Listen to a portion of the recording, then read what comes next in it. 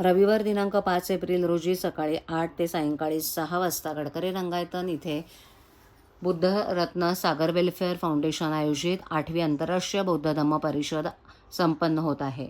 आंतरराष्ट्रीय बौद्ध धम्म परिषद प्रियदर्शी चक्रवर्ती सम्राट अशोक यांच्या जयंतीचा औचित्य साधून होत आहे। जागतिक कीर्तीचे विदेशातील धम्मप्रचारक जपान देशाचे भंते युशी शिमादा, लाओस देशाचे भंते झेजांग बॉनधावांग हे असून प्रमुख मार्गदर्शक भंते विश्वशुद्धांत महाथेरो, परिषदेचे अध्यक्ष मंदे विनच बोधी महाथेरो, देश विदेशातील भिक्खू संघ उपस्थित राहणार आहेत। या परिषदेचे उद्घाटन महाराष्ट्र राज्याचे उपमुख्यमंत्री एकनाथ शिंदे यांच्या हस्ते होणार आहे।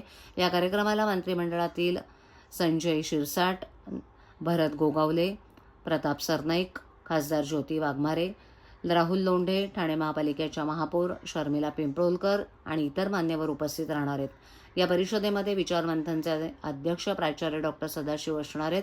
त्यामध्ये व्याख्याते ॲडव्होकेट हरिभाऊ वाघमारे, राजेश कांबळे, सनदी अधिकारी RK गायकवाड, डॉक्टर संगमित्रा जाधव, मनीषा टोकले, प्राध्यापक विजया मोहिते, समाजसेविका दीपा पवार यांचा सहभाग असणार आहे आणि अनेक मान्यवरांचा पुरस्कार देऊन सत्कार करण्यात येणार आहे। याच परिषदेत विद्रोही उठाव साहित्य मंचचे कवी बबन सरोदे, विवेक भोरे, गजानन गावंडे, सुदेश जगताप, संदेश कडक, सुमित गुणवंत, आबासाहेब चासकर यांच्या कविता सादर होणार आहेत। या परिषदेचे मुख्य संयोजक माननीय भंते रत्नप्रिय थेरो यांनी सर्व बौद्ध बांधवांना जास्तीत जास्त संख्येने उपस्थित राहण्याचं आवाहन करत भंते रत्नप्रिय थेरो आणि राहुल लोंढे यांनी पत्रकार परिषदेत प्रसारमाध्यमांशी बोलताना अधिक माहिती दिली।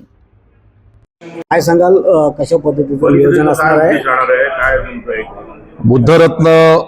बुद्धरत्न सागर सोशल वेलफेअर फाउंडेशन यांच्या माध्यमातून 5 एप्रिल रोजी ठाण्याच्या गडकरी रंगायतनमध्ये आंतरराष्ट्रीय बौद्ध धम्म परिषदेचं आयोजन केलेलं आहे। सकाळी 9 ते सायंकाळी 6 वाजेपर्यंत ही धम्म परिषद चालणार आहे आणि आनंदाची बाब म्हणजे की ठाण्यामध्ये प्रथमच एवढ्या मोठ्या प्रमाणावर आंतरराष्ट्रीय बौद्ध धम्म परिषद होते, याचा प्रत्येक ठाणेकरांना अभिमान आहे। आणि या धम्म परिषदेचे आयोजक आदरणीय भंते रत्नप्रिय थेरो यांच्या माध्यमातून मी ठाणेकर नागरिकांना आवाहन करतोय की आपल्या ठाण्यामध्ये देशातून विदेशातून आदरणीय भिक्खूगण उपस्थित राहणार आहेत। त्यांचं मार्गदर्शन या एकदिवसीय धम्म परिषदेमध्ये होणार आहे। तर ठाणेकर नागरिकांनी आवर्जून या कार्यक्रमाला उपस्थित राहणं गरजेचं आहे, कारण धम्म ज्ञान काय आहे, धम्माचा उपदेश काय आहे आणि वर्तमान आणि भविष्य काय आहे हे धम्माच्या ज्ञानातून सगळ्यांना कळणार आहे, प्राप्त होणार आहे। आणि या परिषदेला उद्घाटक म्हणून ज्यांनी खऱ्या अर्थानं जाती धर्माच्या पुढे जाऊन महाराष्ट्राचे राजकारण आणि समाजकारण केलं, ज्यांनी कधी जाती धर्माचा आधार समाजकारण करताना कोणाला मदत करताना घेतला नाही आणि मुख्यमंत्री असताना महाराष्ट्राच्या 60 वर्षाच्या इतिहासामध्ये ज्यांनी आपल्या वर्षा निवासस्थानी 2 वर्षापूर्वी बौद्ध भिक्खूंना बोलवून धम्मदान, चिवर्जन आणि भोजनदान केलं आणि त्यांच्या उपस्थितीमध्ये त्यांनी स्वतः त्रिशरण घेतलं, बुद्ध वंदना घेतली, अशा आदरणीय या राज्याचे लोकप्रिय उपमुख्यमंत्री एकनाथजी शिंदे साहेब या परिषदेचे उद्घाटक म्हणून येणार आहेत।